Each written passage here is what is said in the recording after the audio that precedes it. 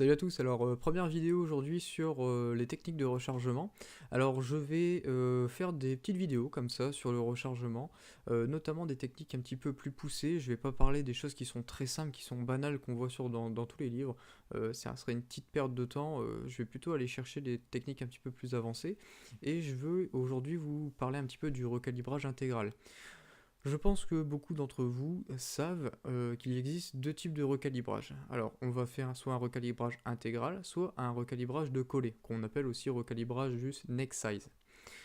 Donc dans cette vidéo, on va s'intéresser surtout au recalibrage intégral, puisque en fait je pense que c'est le meilleur recalibrage et je vais expliquer pourquoi c'est le meilleur recalibrage. Attention, il y a des défauts et on va voir ça dans cette vidéo. Comment du coup les défauts en fait peuvent ne pas en être en ayant certaines techniques qui vont annuler du coup les quelques défauts du recalibrage intégral. Allez, c'est parti. Alors le recalibrage intégral, il fait quelque chose de spécial. Le recalibrage intégral, il vient du coup recalibrer le collet, il vient redescendre l'épaulement un petit peu plus bas, et il vient rétrécir la taille de l'étui, donc le corps de l'étui. Et donc du coup, ces trois actions sont plutôt bonnes, sont toutes bonnes maintenant dans certaines mesures. Je m'explique. Si maintenant on vient trop redescendre l'épaulement, et bien du coup on se retrouve avec un certain jeu dans la chambre, et donc avec l'explosion, et bien ce jeu ça va être comblé, la douille va prendre la place, et donc du coup l'étui va se rallonger. Ensuite, quand on va le repasser dans notre étui, on va de nouveau le recontracter. Ensuite, au prochain tir, ça va de nouveau s'allonger, etc. Donc votre étui passe son temps à faire ça, ça, ça, ça, ça. Donc vous allez travailler beaucoup trop le laiton, et donc à force vous allez avoir tendance à avoir des durées de vie de vos étuis qui vont être trop faibles, parce que vous avez tendance à trop faire ce mouvement. Il va y avoir trop de mouvements aussi bien dans le recalibrage que dans la mise à feu. Donc du coup ça c'est un phénomène qui est un petit peu embêtant, et c'est le phénomène que je vais voir aujourd'hui, comment on peut limiter ce qu'on appelle le bump de l'épaulement. On va faire une petite comparaison entre le recalibrage intégral et le recalibrage neck size. Le neck size, il vient juste diminuer la taille du collet, le diamètre du collet. Mais il ne vient pas du tout agir sur le corps de l'étui.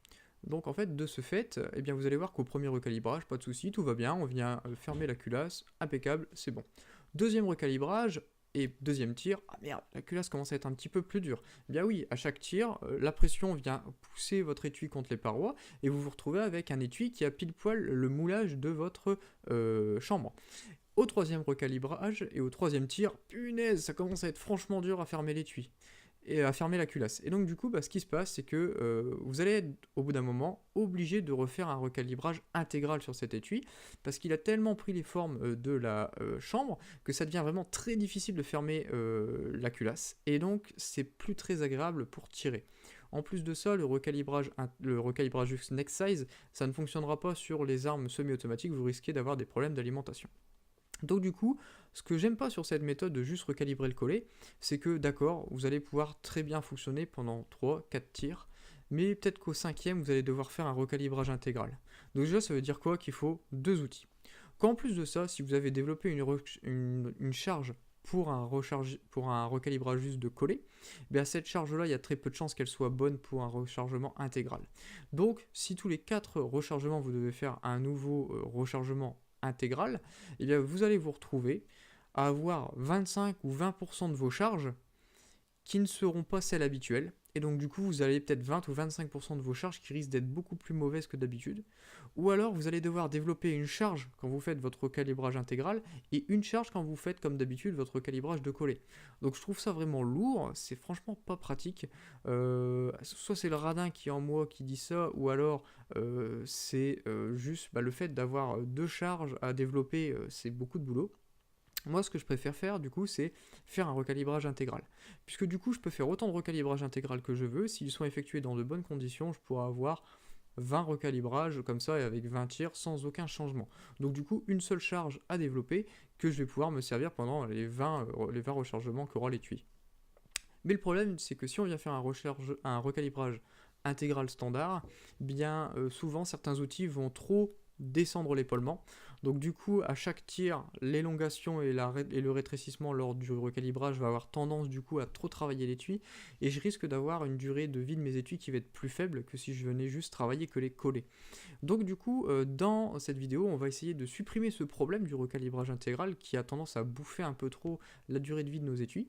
Et comme ça, une fois qu'on a réglé ce problème, au final, il n'y a plus que des avantages à utiliser le recalibrage intégral par rapport à un recalibrage juste de coller.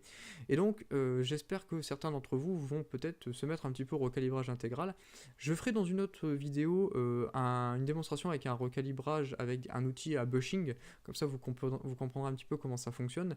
Dans la vidéo que je vais montrer là juste après, j'utilise un outil standard pour que tout le monde soit capable de voir. Tout le monde connaît les outils standards, donc ce sera beaucoup plus simple pour montrer le bénéfice de cette utilisation. Alors du coup, on va parler un petit peu de la notion de feuillure. La feuillure, c'est quoi? C'est du coup la dimension de votre chambre. Quand on vient mettre un étui, une munition dans la chambre, eh bien pour pouvoir l'introduire sans forcer, il faut forcément qu'il y ait un petit peu de jeu. Maintenant, ce jeu, il faut le contrôler. S'il est trop faible, ça va être trop difficile de fermer la culasse et du coup, ça va être très difficile de verrouiller. Si elle est trop grande, eh bien comprenez bien que lors de l'explosion, la pression va dilater l'étui, et si c'est vraiment, s'il y a un jeu trop important, on peut même avoir une séparation de l'étui, on peut même avoir l'étui qui va se couper en deux, parce que la pression va le déformer, et il y a tellement de déformation que, séparation en deux. Donc il faut un juste milieu, mais aujourd'hui, avec les techniques modernes, on est capable de vraiment aller gérer ce jeu de l'ordre du millième de inch. Notamment pour les armes dites à verrou, on a tendance à vouloir un jeu entre du coup la tête de votre culasse et le culot de votre étui de l'ordre de 2 millièmes de inch. Donc du coup ce jeu, on va voir comment on l'obtient. Donc on va s'intéresser vraiment au recalibrage intégral, et donc là par exemple devant vous, vous avez une petite illustration que j'ai faite en conception sur l'ordinateur. Donc vous voyez un étui qui est dans un outil que j'ai symbolisé en vert, et avec en bleu un shell holder. Donc ce que vous voyez, c'est que la dimension entre la base de l'étui et le début de l'épaulement, ce serait par exemple dans notre cas là 37,75. Ça correspond à aucun étui, hein. J'ai fait ça juste pour vous donner une représentation, une illustration. Ce que je vais parler là, c'est générique, ça va marcher pour tous les étuis, donc voilà, je reste général. Donc cette longueur entre la base et l'épaulement, elle va dépendre de quoi? Eh bien de la profondeur de votre shell holder, puisque oui, vous le savez, quand on vient recalibrer, on veut que le haut du shell holder vienne en contact avec la base de l'outil de recalibrage. Et donc du coup, c'est cette profondeur-là qui va nous donner, grosso modo, la longueur de notre étui entre la base et l'épaulement. Donc maintenant, si j'ai le moyen de modifier la profondeur de ce shell holder, eh bien je vais avoir la possibilité de modifier la longueur de mon étui entre la base et l'épaulement. C'est bien ce qu'on veut, on veut gérer la feuillure. Eh bien, il y a un outil chez Reading qui est vraiment conçu pour ça. Ça s'appelle les jeux d'outils, les shell holders de compétition. J'ai d'ailleurs la boîte qui est là. Et donc en fait, qu'est-ce que c'est? C'est, si je me rappelle bien, hop, lève là. Donc c'est 6 shell holders. Donc là, vous le voyez, celui de base, qui est le seul en gris. Et les autres, en fait, ce sont des shell holders dont l'épaisseur entre la base où l'étui vient se poser et le haut qui vient en contact avec l'étui va varier. Il va varier avec un pas de 2 millièmes de inch. Et donc du coup, vous devez choisir le bon shell holder qui va vous donner le jeu que vous recherchez. Donc on se souvient, je veux avoir un jeu positif, c'est-à-dire je veux avoir du jeu, je veux pas que ce soit serrant lors du montage, et ce jeu, pour une arme d'épaule, on conseille 2 millièmes de inch. C'est d'ailleurs pour ça que tous les pas sont en 2 millièmes de inch. C'est parce que, en général, on choisit cette dimension-là. Donc par exemple, vous pouvez voir sur l'illustration que je vous fais parvenir là devant, j'ai changé par rapport à tout à l'heure. Donc tout à l'heure, on avait le shell holder qui avait une profondeur de 3,25. Alors, c'est complètement inexact, hein. C'est plus que ça, mais c'est juste pour vous montrer que c'est ça qui vient influencer. Donc là, je viens d'augmenter la profondeur de mon shell holder de 0,25 par rapport à tout à l'heure, et ce qu'on voit, c'est que la distance entre le culot, entre le bas de mon étui et le début de l'épaulement a lui aussi du coup augmenté de 0,25. Donc vous comprenez qu'en variant la profondeur de mon shell holder, je peux varier la position de mon épaulement. Maintenant, ça c'est une technique. Il en existe une autre je suis pas forcément fan de cette technique, mais ça peut dépanner. Je vais en parler très rapidement, mais je vais pas forcément m'attarder dessus. Alors cette technique, elle consiste en quoi?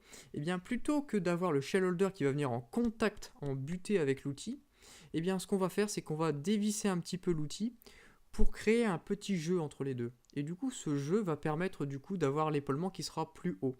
Et donc on va venir gérer l'enfoncement de notre outil jusqu'au moment où est-ce que j'aurai le positionnement au bon endroit. Je suis pas trop fan de cette méthode. Je vais l'expliquer pourquoi. Parce que l'ingénieur qui est en moi me dit que pour faire du travail de qualité, il faut des bons positionnements, il faut de bonnes surfaces de référence.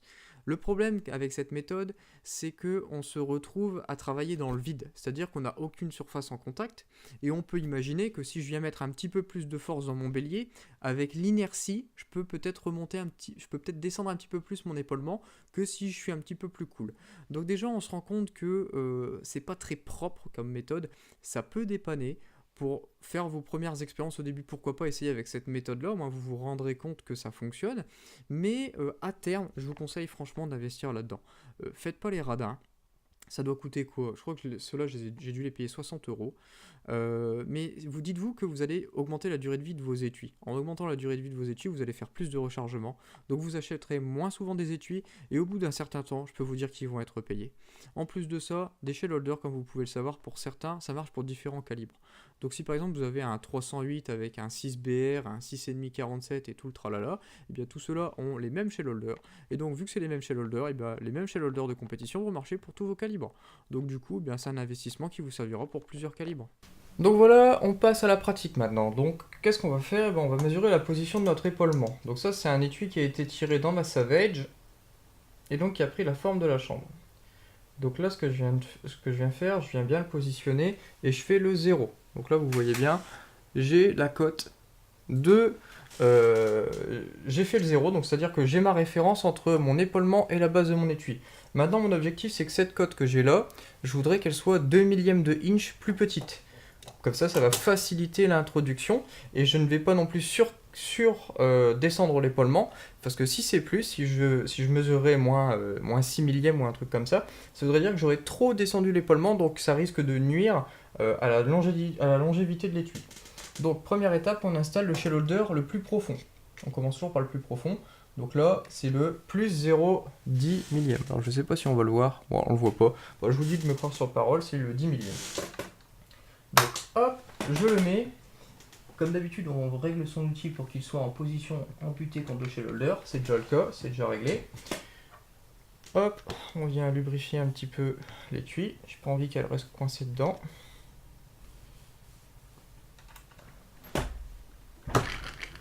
Hop. Hop. Et donc là, si je viens mesurer, on va voir si elle a bougé ou pas.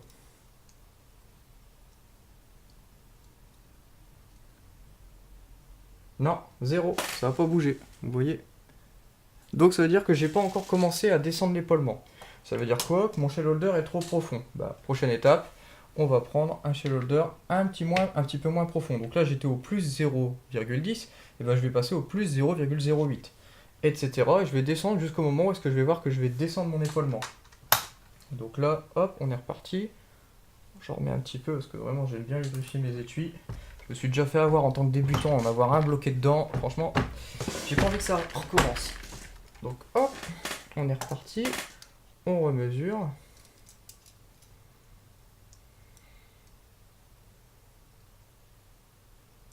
Et ça y est, je l'ai descendu.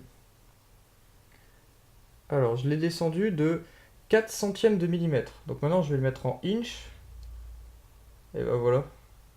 Ça y est, je l'ai descendu, regardez. Moins 2 millièmes de inch. Ça veut dire quoi? Ça veut dire que du coup, ça y est, par rapport à tout à l'heure, j'ai bien redescendu mon épaulement de 2 millièmes de inch. Donc là, je viens de recalibrer de manière efficace. C'est-à-dire que je n'ai pas trop descendu l'épaulement.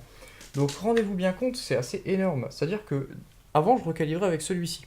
Celui-ci, il a quoi? Il est du coup 8 millièmes de inch moins profond. Ça veut dire quoi? Que je descendais l'épaulement 8 millièmes de inch plus bas. Ça veut dire quoi? Du coup que j'avais tendance à trop faire de déformation tir après tir. Et donc c'est pour ça que maintenant, depuis, et je le sais, je l'ai noté, pour mon arme, c'est ce shell holder là que je dois utiliser à tous mes recalibrages. Donc c'est le shell holder avec plus 0,08. Donc maintenant vous avez compris la technique. Alors vous tomberez peut-être pas sur celui-là, hein. Vous, peut-être que vous avez une chambre qui est un petit peu plus serrée. Donc vu qu'elle est un petit peu plus serrée, vous aurez peut-être soit le 0,06 ou le 0,04 ou le 0,02. Il n'y a pas d'importance. Des fois même le standard, hein, parce que des fois même le standard, on a du bol, hein. La chambre, elle est 2 millièmes de plus que le standard, et boum, c'est bon. Des fois, le standard marche. C'est relativement rare. C'est pour ça que je préfère m'équiper de ça. Donc en tout cas, j'espère que ce tuto vous a plu. C'était pas très compliqué, hein, mais je pense que c'est une notion importante pour tous ceux qui recalibrent, de bien savoir gérer sa feuillure. Allez, bon et ben en tout cas, à bientôt dans une prochaine vidéo.